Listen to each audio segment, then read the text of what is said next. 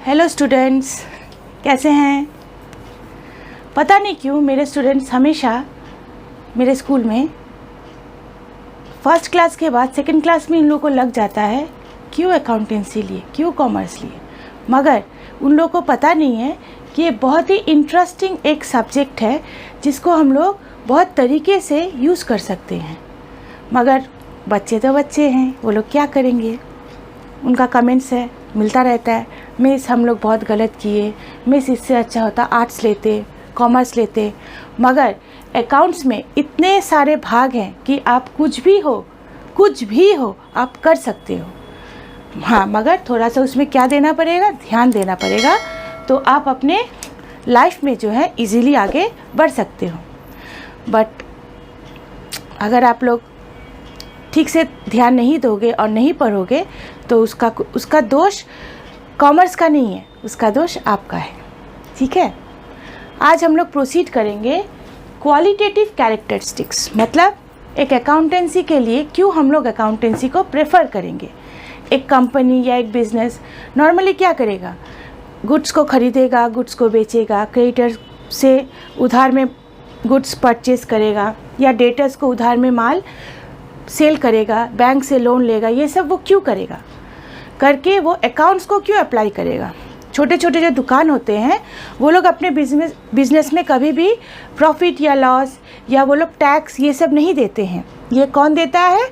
जिन लोगों को बैंक से लोन लेना होता है या जिन लोगों को अपने कंपनी को एस्टैब्लिश जगह में लेके जाना पड़ता है, वो लोग ही अकाउंट्स को क्या करते हैं, मेंटेन करते हैं।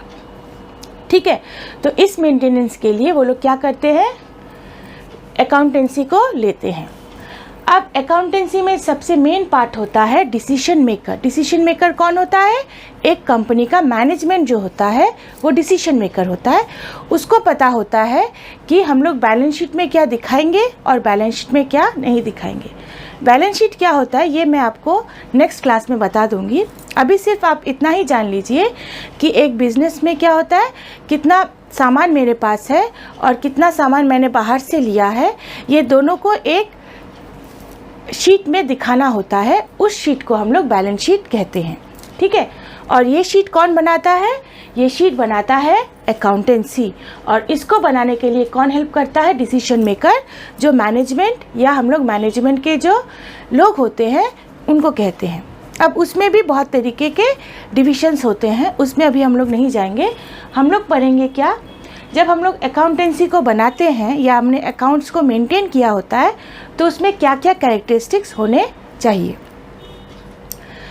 नंबर 1 होना चाहिए क्या, रेलेवेंस। रेलेवेंस मतलब जब भी मुझे चाहिए कि मेरे स्टॉक में कितना प्रोडक्ट है या मुझे अभी कितना स्टॉक परचेस करना है या मुझे क्रेडिटर्स को कितना पे करना है, ये रेलेवेंस मतलब एक्यूरेट होना चाहिए। जैसे मैंने पूछा स्टॉक कीपर को कि अभी कितने मांग से, हाँ होगा 10-12 ऐसा करके, नहीं 10 या 12, इट शुड बी रेलेवेंस। ठीक है, कंपेरेबिलिटी मतलब जब भी कोई हमारे कंपनी को इन्वेस्ट करना चाहेगा वो हमेशा कंपेयर करेगा कि मैं तुम्हारे कंपनी में इन्वेस्ट क्यों करूँगा, क्या फ़ायदा है। तो उससे हमें बैलेंस शीट अगर हम लोग उसको दिखाएंगे तो उसे पता चल जाएगा कि वो हमारे कंपनी में क्यों इन्वेस्ट करेगा। मतलब वो क्या कर पाएगा, वो कंपेयर कर पाएगा कि क्यों हमारा कंपनी दूसरे कंपनी से बेहतर है, या हम लोग भी कंपेयर कर पाएंगे कि हमारे कंपनी में जो लॉस हो रहा है वो क्यों हो रहा है। ये कैसे पता चलेगा? Obviously from accountancy. Okay, last हमारा आता है क्या, रिलायबिलिटी। रिलायबिलिटी क्या होता है? भरोसा।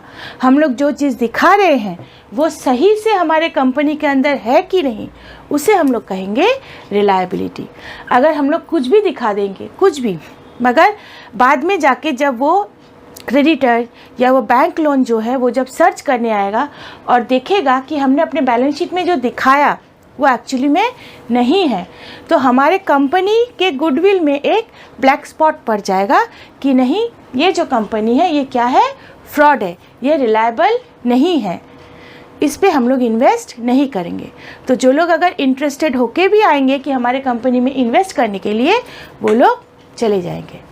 ठीक है, तो अभी आप लोग जान चुके हैं कि डिसीजन मेकर क्या करता है, एक अकाउंटेंसी में ये तीनों चीज़ों को डालता है। आपके पास स्कूल में प्रश्न ऐसा ही आता है कि what are the qualitative characteristics of accounting. तो आप लोग ये चीज़ लिखिएगा। क्या लिखिएगा? Number 1 relevance, number 2 comparability, number 3 reliability. Definition के बाद ही क्या आता है? आप लोग का ये कैरेक्टरिस्टिक्स आता है। आप ध्यान से पढ़िएगा और एक एक करके आप इसको समझने की कोशिश करिएगा। तो आपके लिए ये सही में जो मैंने पहले कहा था, अकाउंटेंसी हार्ड नहीं लगेगा, बहुत ही इजी और इंटरेस्टिंग लगेगा। ठीक है, बाय।